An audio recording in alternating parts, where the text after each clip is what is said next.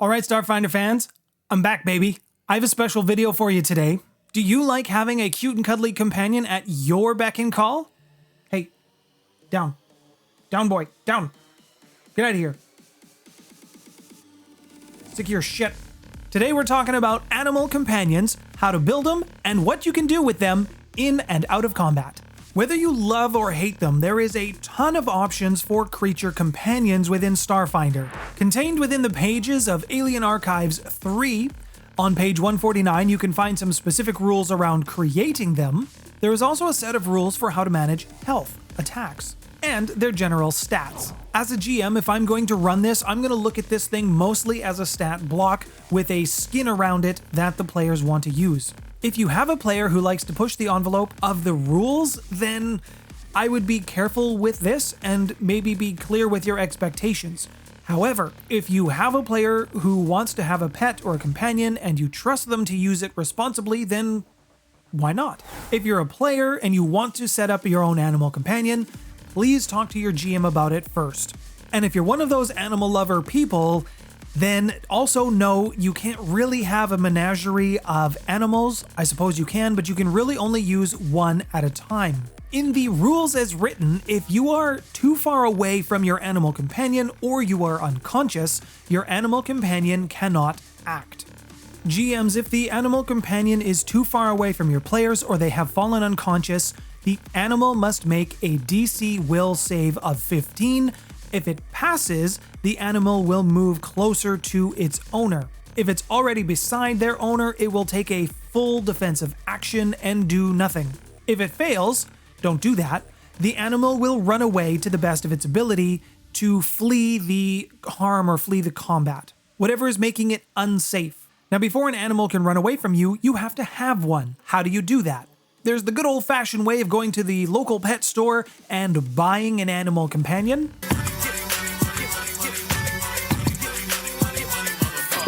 In the Alien Archives 3 on page 143, you can find a guide for pricing. Now, you could have a really nice GM and they could just give you one. That is almost always an option, so GMs do with this as you will. And of course, there's the good old-fashioned roleplay option. Side missions, going on quests, building that bond with your animal companion. Now, when it comes to building that bond with your animal companion, GMs, there is a specific check, something that they can do once per day to see if it improves or if it deteriorates. The check is 1.5 times the creature level, rounding down, plus 10 once per day. And this would be a survival check. GMs, please try to keep at least a passing awareness of the animal companion's bond. You may want to have them do it once per day regardless to see how the animal feels about their owner or their player in any given day. I would probably run a 5-grid system for how helpful it's wanting to be or how much of a hindrance it's actually wanting to be. A success moves it up by 1, a critical success moves it up by 2 points, and vice versa for the failures and critical failures. Now, when it comes to animal companions, they do not speak. They may understand your common language, maybe one or two others, but they're not super intelligent beings. If at any point you are done with your animal companion and you want to release it back into the wild, that is also always an option for you. Now, just because you're releasing it into the wild doesn't necessarily mean that your animal companion wants to go. In order to do this, you would have to pass a survival check of 10 plus 2 times the creature level. If you pass, your animal understands what you're trying to do. You're trying to give it back its freedom. You're trying to release it back to live its own life. Now, GMs, this animal will also remain friendly to its previous owner in this instance for 1d10 years. If you fail this check, then the separation is not quite as agreeable. And instead, you would have 2d10 weeks for the relationship to be how it was, and then the animal just goes back to being indifferent. Now, before we talk about creating the animal companion, if you're enjoying the video today, please let me know by hitting the like button, and if you want to see more Starfinder content, then please hit subscribe with the bell notification. If you want to help support the channel, you can join me over on Patreon. There is a monthly video vote where certain tiers can decide what video I'm going to make for the month. March was the exception because I've moved. Now, if you want to create your own creature companion, do this with your GM. You can use the table that's on your screen now for some of the basic stats. GMs, please use this as a reference if you're going to have your players purchase an animal companion, or if you're giving it to them, please be aware that this will be counted towards their total gear costs. It's part of their equipment. Creatures level with the players. They don't necessarily gain experience per se, but they would just, to keep it simple, they just advance when the player advances. Animal companions have hit points, but they don't have stamina points and they don't have resolve points. In the event that an attack actually hits your stamina points, it instead hits the creature's HP. If you wanted to, you can add a bit of flair to your creature.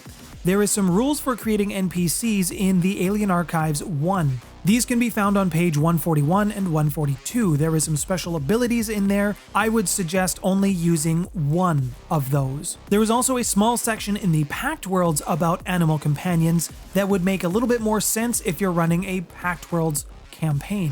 When it comes to your creature's ability scores, the stat block is going to give you a couple of options for modifiers or things that the creature is going to be good at. Its intelligence will always be -4 unless it says otherwise, and any modifier that is not listed or getting a bonus is at 0. Animal companions can also do skill checks. There is certain things that they can do that would be helpful in roleplay scenarios or just generally helping the party out. But animal companions can only use a couple of very specific skills: acrobatics, athletics, perception, stealth, and survival. Survival is used specifically for enduring harsh weather conditions, following tracks, getting food, or guiding the party through some terrain. They can't really carry a whole bunch, so you can't load them up like you would in Skyrim, for example, with all your dragon scales. And if you are buying dragon scales, then don't let the dragonkin see it. It is also possible to use your pet in combat. Now, I would warn against this because it's very easy for them to get smacked around and beat up.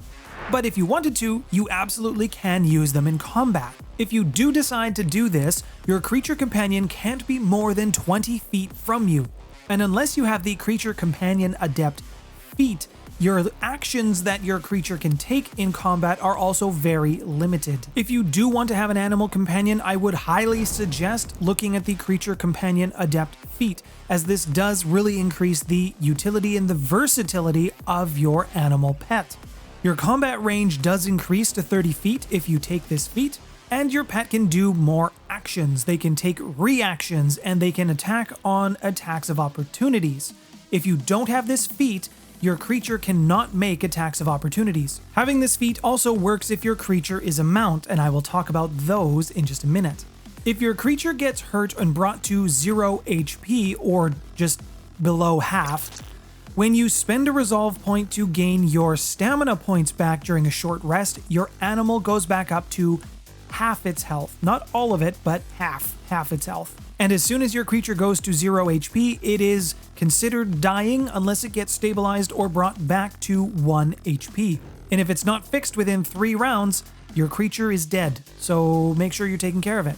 Now, if you don't have the feat that I was mentioning earlier, then here are the actions you can take with your creature companion. Standard actions: you can attack, fight defensively, and go on total defense. For move actions, your creature can move, it can crawl, it can stand up, and they can also take a guarded step. For swift action, it can drop prone.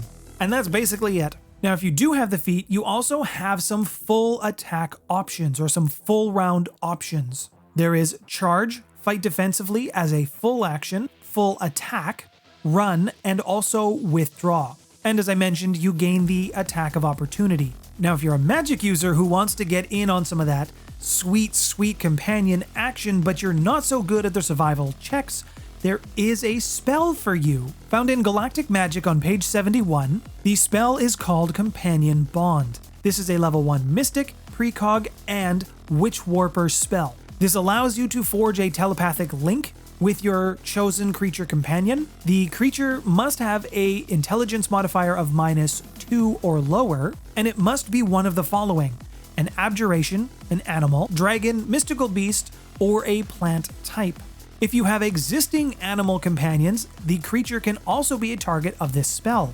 Now, an advantage with this is your mental link actually works as basically everywhere as long as you are on the same plane of existence with your creature. If the creature has an intelligence modifier of -3 or higher, it can actually communicate simple thoughts to you back and forth through this link.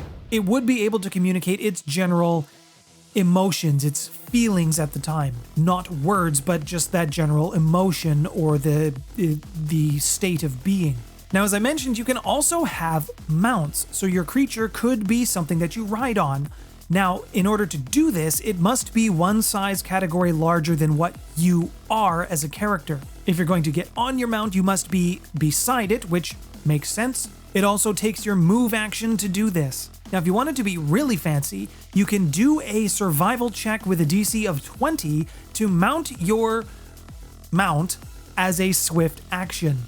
Don't fail this one, otherwise it might kick you. If you're going to be riding around on a creature, I would also suggest getting a saddle, as it makes your difficulty checks lower by 5. And if you're overburdened, don't think you can give it to your mount and just deal with it. If you do this, you can't ride your mount, or if you're encumbered and you get on your mount will also be encumbered. If you wanted to ride your mount into battle, you can also do this. However, you would need to have the combat-trained mount feat, or you need to pass a survival check of 20 every time you ride your mount into battle, or do anything related to battle while sitting on the back of your mount. Your mount should have its own speed, and while you're riding it, your move speed is replaced with your mount speed. So hope you picked one that's at least as fast as you. Also, if you're riding on the back of your mount and you want to swing at something with a melee weapon, you can do this. You gain the same reach as whatever the size of your mount is. So if your character would take up normally one 5-foot square, but let's say your mount is huge and takes up 24 squares, you would be able to melee attack anything that comes within range, melee range, of your mount. If you want to get off of your mount, well, then you're going to have to do that into an empty space, of course. Doing so also provides an attack of opportunity. Now, when you are mounted, there are several actions that you can take. All of these come with a survival check that must be passed. For swift actions, you can drop to the side of your mount and use it as cover. This is a DC of 15. If you want to dismount quickly without using your move action, you will need to pass a DC 20 check for fast dismount. You can also fight from atop a trained mount. This has a survival check of 10, but it only applies if both you and your mount are attacking in the same round. If you fail the check, only one of you gets to attack. There is also a couple of reactions that you can take, provided you pass the skill check. If you are knocked prone while riding your mount, you can try to do a soft fall reaction. This is a DC of 15. This reduces the damage you take from the fall by 1d6 if you pass. If anything else would knock you off of your mount that is not being knocked prone, you can attempt to stay on your mount, DC skill check of 5. That one's not going to be very hard to pass. We talked quite a bit about combat today. If you're having problems with combat at your game table, I have a video here that talks about 3 common mistakes that are made within the combat system itself. Please check that out. Thank you all of my patrons who have continued to support me throughout this move and this transition. Sean McM, who supported me in February, thank you for your patronage. And brand new to the table is Nicholas K. Welcome to the table. Thanks for stopping by, everyone.